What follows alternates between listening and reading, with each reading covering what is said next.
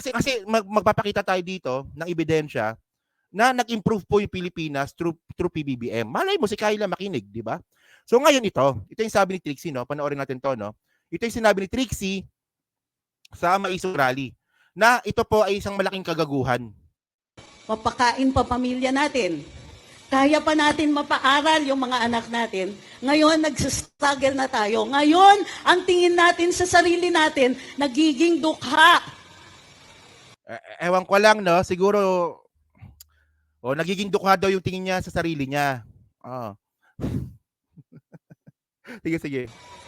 Sa harap ng lahat ng ito, gagasto sila ng 20 million pesos para kumain at mag-party sa SONA. Okay, yan. So ito yung nireklamo nila eh.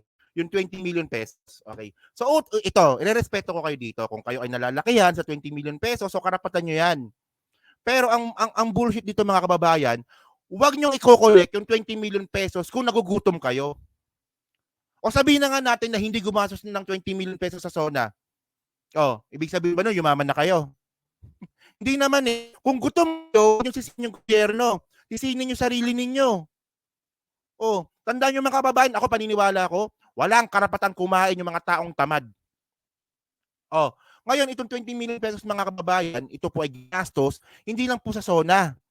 Di ba ginastos po ito, kasama po dito yung mga allowance po ng mga military personnel po natin na magbabantay sa presidente at sa mismong event. So may pagkain, may souvenirs, may mga t-shirts. So ngayon, kung hindi kayo agree dito, nasa sa inyo yan. Okay lang sa akin yun kung hindi kayo mag-agree dito kasi malaki naman daw sabi nila. Pero syempre, ang bullshit dito kasi, bakit nyo kinokone? Ang tanong ba dito, nagugutom ba talaga mga Pilipino? Ano yung date ang pinakita ni Trixie Cruz Angeles na gutom ang mga Pilipino? Ngayon mga kababayan, papakita ko sa inyo na kung gaano kalaki yung bunganga ni Trixie Cruz Angeles, ganun din siya kasinungaling. Continue muna natin to. Sige. Sige. Hindi sila nahabag, hindi sila nahiya sa atin. Importante yung numbers na yun. Galing sa atin yun. Opinion natin yun. Kung kinakausap niya tayo, dapat nararamdaman niya yung nararamdaman natin. Okay. Diba? Tama ang putang ina. Ayun, ito. So una, ito yung gusto kong sabihin dito eh. So ngayon, ang gusto ng Maisog Rally, si Sara daw po ang maging presidente. Pero nung tinanong siya about dyan sa 20 million na yan, ang sagot niya lang, hindi ako makasagot kasi hindi ako part ng House of Representatives, House of Cards yan. Nag-isip bata na naman si Sara Duterte, no? House of Cards naman daw, diba? So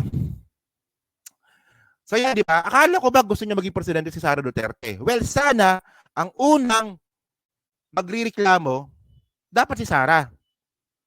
Yun nga lang, wala eh, di ba? Parang wala siyang pakialam sa inyo. Sige, continue pa natin, sige.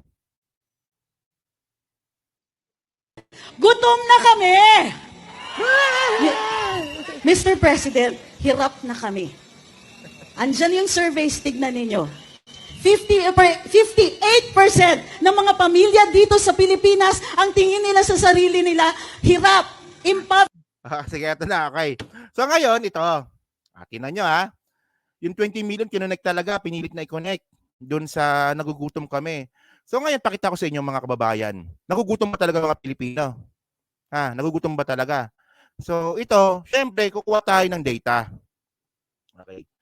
So una mga kababayan, yung GDP na Pilipinas. Tingnan ninyo mga kababayan, no? Pwede ba bang palakihan?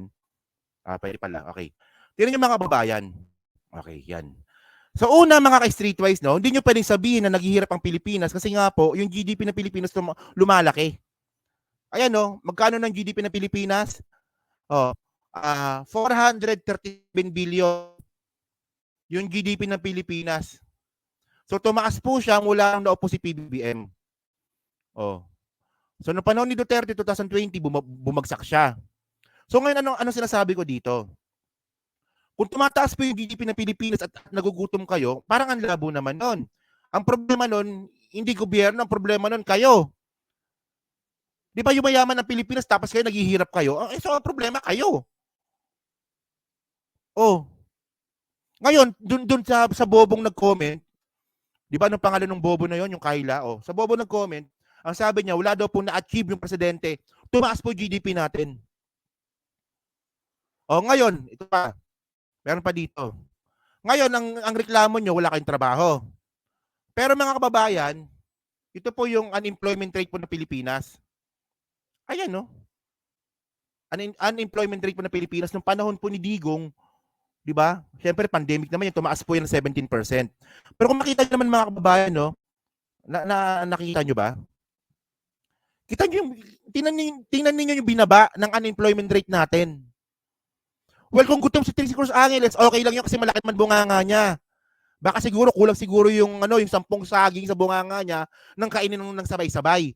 Pero paano niyo nasasabi na nagugutom kayo? Dumadami po yung may trabaho sa Pilipinas. Ayan no, gutom pala kayo, nagrally kayo. Ikaw nagtrabaho kayo. Ito ba sinasabi ninyo na walang ginawa yung presidente? Bumaba po yung unemployment rate natin, tingnan natin ha. Nung panahon ni Digong, tingnan natin ha, nung panahon ni Digong, siyempre pinakamataas nung 2020 pandemic. Tapos nung tapos na yung pandemic, 2021 tumaas pa po siya ng 8% ng 9%. Ngayon, na ngayon. 4.1% na lang. 'Di ba? Tapos nung si Digong ay presidente, 2016, pag-upo niya, pumalo ng 6%. So makita niyo naman ang laki ng binaba So ito ba yung gutom? Gutom ka, Trixie. Hindi kainin mo ako. Gutom ka pala eh. Kainin mo na lang ako. Mukhang yummy ka eh. So ito paano? So, so ano pa ba? Ito malapit. Ito malapit. Korupsyon. Korupsyon. Hindi kasi pwede na magsisigaw-sigaw kayo sa may isog rally, tapos wala kayong date ang pinapakita. Tingnan niyo yan ha. Bumaba po yung korupsyon ng Pilipinas. Bumaba tingnan niyo ha. Ito data ito mga kababayan ha. Data ito. Nung panahon ni Digong pinakamataas 2021. Nung binubusabos niya tayo doon sa Parmali. 2021 po pinakamataas po na kurakot po sa loob po ng 10 years. Ng 10 years. Nung panahon ni Pinoy ang baba Tingnan mo, 'di ba, nung panahon ni Pinoy ang baba, 'di ba? Tumaas pa yan nung panahon ni Digong. Then pagpasok po ng 2022, bumaba po siya ng 1 puntos. 2023, bumaba ulit siya ng 1 puntos. Well, hindi ko naman sinasabi na ito ay kontento na tayo. Dapat pinupush lalo natin si PBBM na mapababa pa lalo ito. Pero ang point lang natin dito mga kababayan, napaka-ipokrito naman kasi. Napaka-ipokrito po ng mga hayop na to na nagrarally po, sinasabi na tumaas ang korupsyon, wala naman sila pinapakitang data. Ako, nagpakita po ako ng data sa inyo na yung corruption po ni PBBM sa administrasyon niya bumaba po. Bumaba po ng 2 puntos. Bakit hindi ka nagreklamo ng panahon ni Digong 2021 na yan po ang pinakamataas po na pangungurakot, 'di ba, sa history po ng Pilipinas sa loob ng 10 taon. Pero teka, ano natin? I-maximize natin. Hanggang 1995 lang pala. Okay. 1995 pala yung pinakakurakot, no? Unang-una pa si Gloria. Tingnan nyo ha. Ito data ito.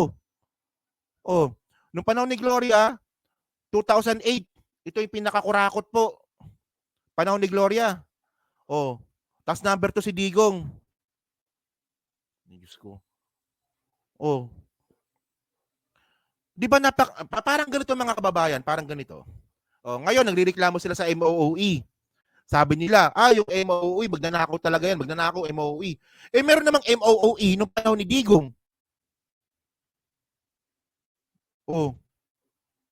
Di ba? So ngayon, ang sinasabi natin dito, napaka-bullshit na sa inyo na 20 million. So anong kinalaman nun kung gutom kayo? Kung kayo, ibig sabihin nun, kung tumataas ang GDP natin, bumababa ang korupsyon, pagkatapos tumataas yung employment rate natin, ang problema kayo.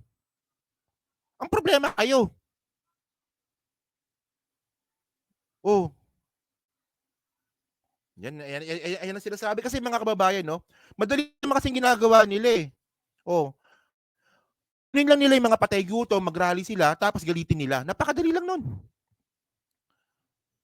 O di ba tapos yung survey na pinapakita nila, yung SWS, ano ba? Pulse Asia ba yon? Di ba Pulse Asia survey ba yon? O, Pulse Asia survey mga kababayan, ang laki na po talaga ng controversial niyan na pro Duterte yan. Sabi ko sa inyo eh, ito bang pinapakita ko mga data na to? Kino-content ba to ng mga DDS vlogger? Hindi. Kapag ang mga DDS vlogger na content, ang lagi lang sasabihin sa inyo, bangag. Bangag, adik, lasengga si First Lady Lisa Marcos, gutom kayo, gutom kami. Eh paano kayo magugutom kung gumaganda naman yung ekonomiya ng Pilipinas? Ang problema kayo. Di ba? Ano sinasabi ko eh. Oh. O, diba? Hindi, okay na yan, Kayla. At least nandito ka ngayon. So, ako na magbablock sa'yo. Hindi, joke lang. Hindi, kasi sabi ni Kayla kanina, wala daw na-achieve. Ito, ano ba to? Hindi ba achievement to? So, ngayon, may napakita kong achievement. Sasabihin, aaminin mo ba, nabuo ka? O, ganun lang yun eh. O, di ba? O, sige, okay na yan. So, yun mga ka-streetwise. So, kayo po, ano nga po masasabi nyo nga po dito? Di ba? Ano nga po masasabi nyo nga po dito sa sinabi nga po ni Trixie Cruz Angeles na gutom daw po siya. Kung gutom siya, hindi gutom siya, di ba? Wag niyo na kaming idamay, di ba?